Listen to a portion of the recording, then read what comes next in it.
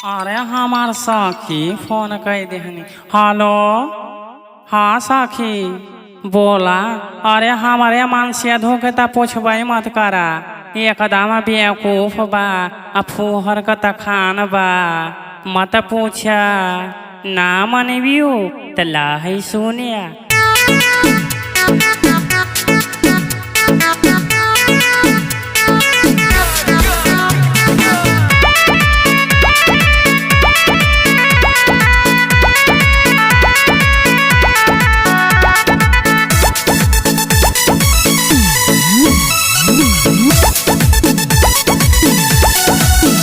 जाड़ा भर मोर बलमुआ जवाइन पजिए, जाड़ा भर मोर बलमुआ जवाइन पजिए, हो जवाइन पजिए, हो जवाइन पजिए, जवाइन पजिए, हो जवाइन पजिए। जाड़ा भर मोर बलमुआ जवाइन पजिए, जाड़ा भर मोर बलमुआ जवाइन पजिए।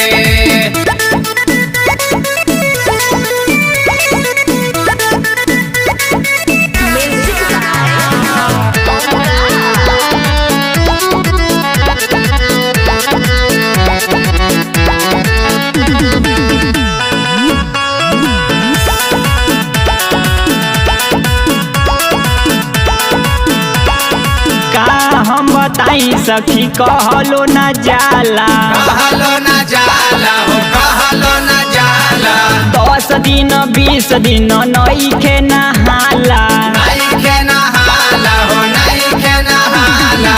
देहिया में शेर भर मैल लिए, हाँ देहिया में शेर भर मैल लिए। जाड़ा भर मोर बलमुआ जवाइन पजिए, जाड़ा भर मोर बलमुआ जवाइन पजिए।